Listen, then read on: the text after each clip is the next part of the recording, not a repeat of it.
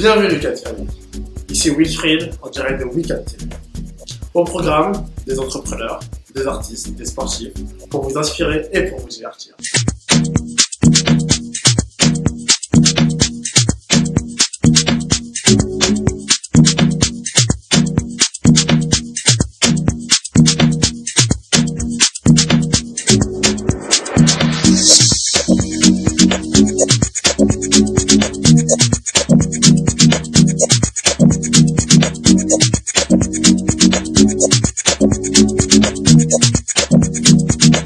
Nous sommes allés à la rencontre de Nathalie Soufou, fondatrice de la marque biocosmétique Ola Bella. Découverte de ses ambitions et de son parcours.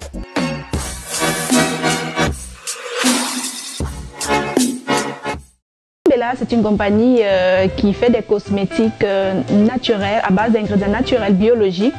L'une des raisons aussi pour laquelle Ola Bella existe, c'est on s'est donné comme une mission sociale en fait. L'environnement c'était tellement important pour nous que on a dit qu'à travers nos produits, on va faire aussi des projets sociaux de plantation des arbres à chaque année. Ola Bella offre plusieurs catégories de produits en fonction des besoins de chacun. On a des produits pour les soins du visage, les produits de soins de peau, les produits de soins capillaires. Et aussi on offre des ingrédients naturels parce que les ingrédients naturels on peut aussi les utiliser directement sur la peau. Ola Bella signifie le palais de la beauté. J'ai voulu que ce soit un endroit où on puisse trouver le produit miracle à son problème de peau. C'est pour cela que je l'ai appelé le palais de la beauté. En fait, ça vient de deux mots, un italien et l'autre en espagnol. Pourquoi l'italien et l'espagnol? Parce que le côté élégant, chic de l'Italie représente un peu la rareté des ingrédients et la pureté des ingrédients qu'on utilise dans les produits Ola Bella. Et le côté hispanique pétillant représente la beauté, le bien-être de la personne qui utilise nos produits. La mission d'Ola Bella, c'est faire valoir à sa clientèle leur conscience sociale et environnementale à travers le produit cosmétique et aussi de les apporter une santé corporelle évidente, quoi. Donc on veut que nos clients soient en santé, qu'ils aient une bonne santé corporelle parce qu'ils utilisent des ingrédients de qualité qui vont réparer la peau, mais en même temps qu'ils participent aussi à nos projets sociaux et à leurs projets aussi environnementaux à travers la plantation des arbres et à travers l'utilisation des produits biologiques parce que chaque ingrédient biologique garantit un travail chez les personnes qui les font dans des pays en voie de développement. Merci pour votre attention. Ola Bella organise régulièrement des activités beauté où vous pouvez venir discuter avec nous, échanger sur la beauté, les produits, le bien-être. On vous invite aussi à nous suivre sur notre page, sur nos réseaux sociaux et aussi sur notre site web pour en savoir un peu plus. Merci. Nous sommes allés à la rencontre de Gouf, l'auteur du fameux « Je vais te gifler » et Natsu pour leur grande première. Direction la Côte d'Ivoire à Montréal.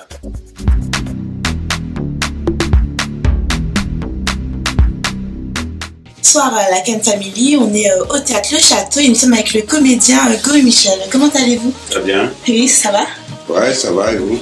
Oui, ça va très bien. Donc c'est votre deuxième fois à Montréal. Tout à fait. Première fois avec Nastou au spectacle? Première fois, oui. Première fois avec Nastou. Et comment ça s'est déroulé? Très bien, très bien. Vous avez été témoin? Oui, j'ai été témoin. Il y a eu une bonne ambiance et j'aimerais savoir, est-ce que parfois vous improvisez? Beaucoup. Beaucoup? Beaucoup. Beaucoup aussi. On est basé sur l'improvisation. On décide juste, on fait juste le squelette et puis on l'habille pendant le spectacle.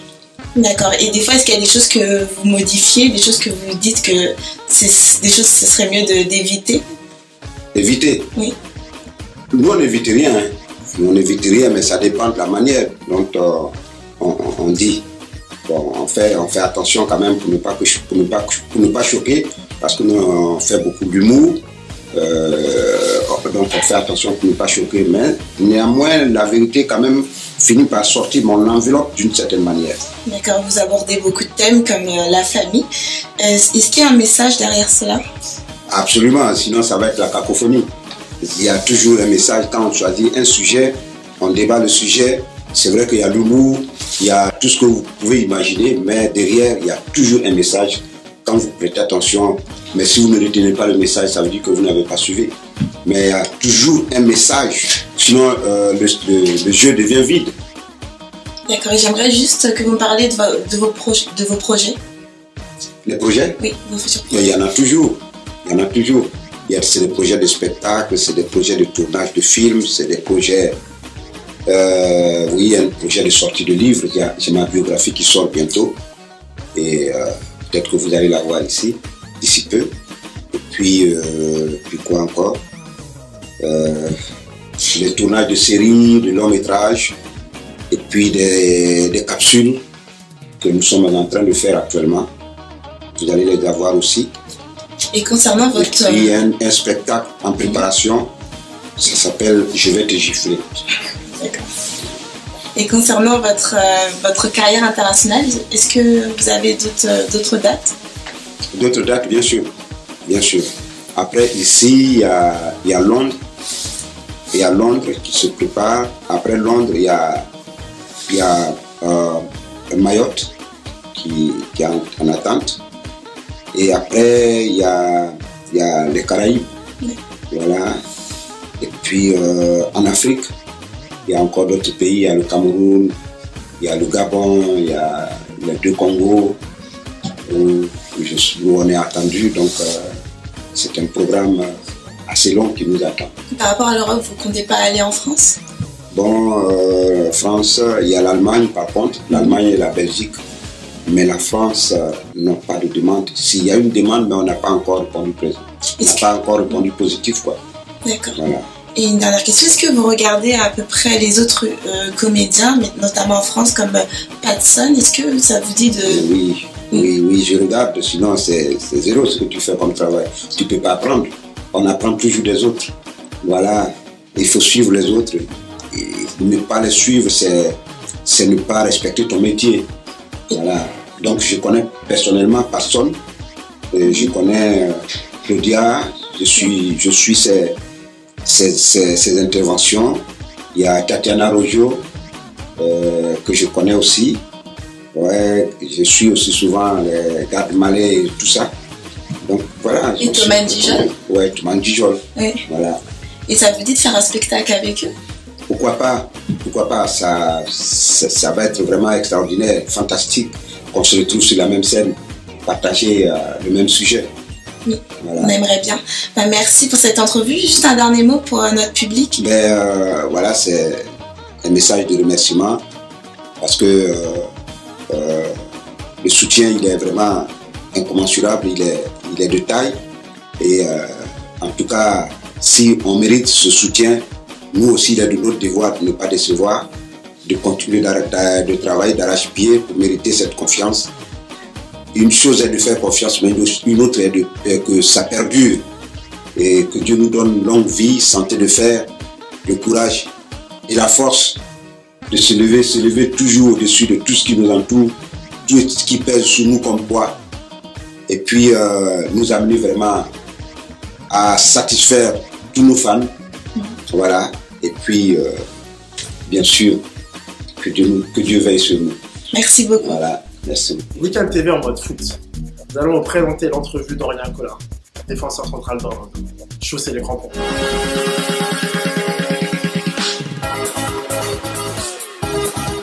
Bonjour Cannes Family, Sydney, votre animateur tout sourire, très content de vous retrouver pour un nouvel épisode d'une Cannes Football Club en compagnie d'une face que vous reconnaissez, ce sourire, ce visage, Aurélien Collin, bonjour. Bonjour. Comment ça va Aurélien?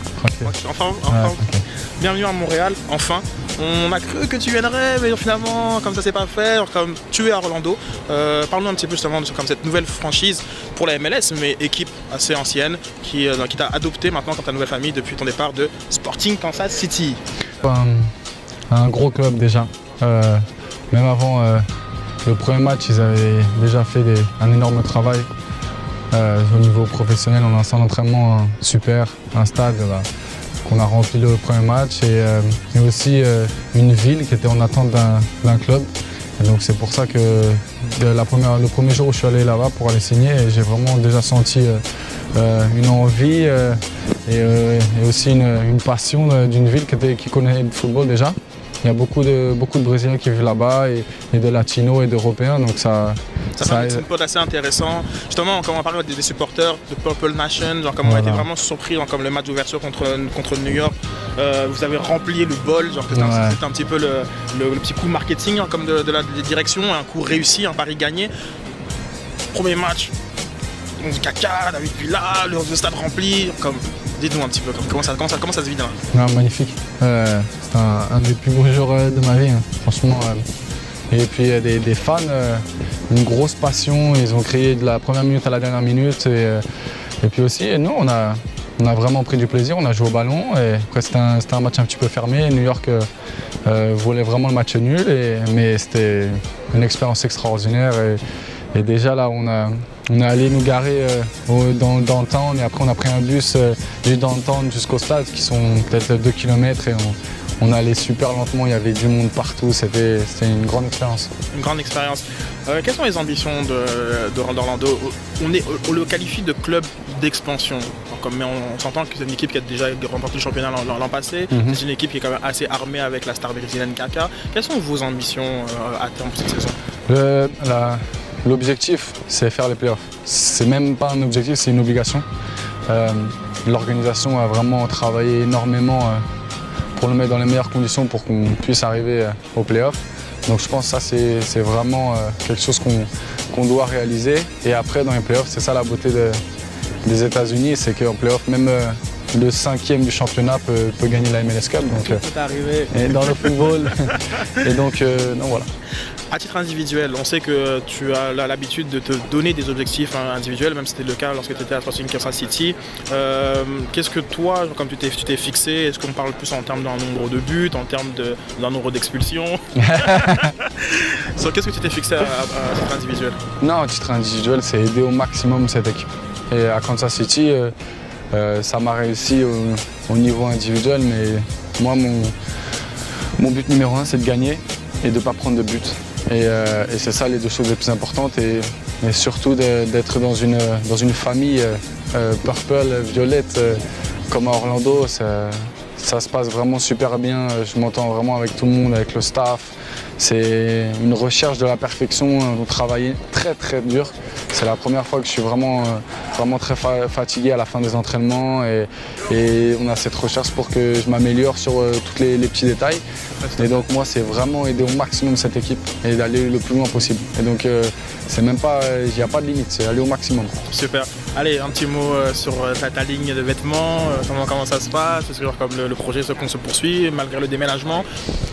Petit stand-by, à Kansas City il y a toujours les magasins, après à Orlando j'ai été vraiment plus concentré sur le football là et puis là à partir du moment que je suis vraiment tranquille et bien dans la saison, on verra les nouveaux points sur la mode. Après là je suis vraiment dans le football. Est-ce que tu fais ma taille? Ouais, bien sûr, je fais toutes les tailles. Il n'y a pas de problème. Tu m'aimes bien? Ouais, je te mets bien, il n'y a pas de problème. Aurélien, merci beaucoup. Merci d'être avec nous au Cannes Football Club. Encore on te remercie. Comme d'habitude, vous commentez, vous envoyez vos petits tweets, vos petits Facebook. On les regarde tous et on aime votre énergie. Et on se dit à la prochaine. Cette entrevue foot m'a donné faim.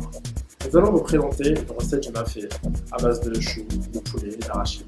Merci à nos partenaires, Toi et Moi Cuisine.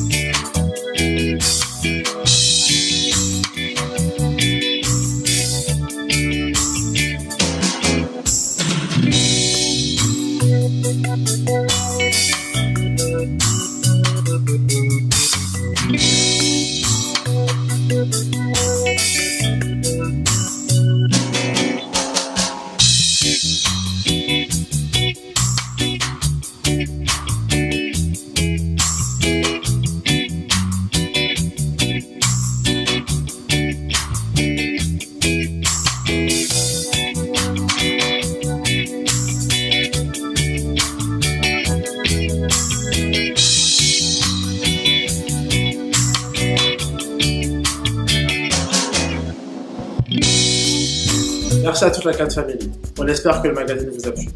Surtout, n'hésitez pas à partager la vidéo, laissez vos commentaires et surtout, restez inspirés.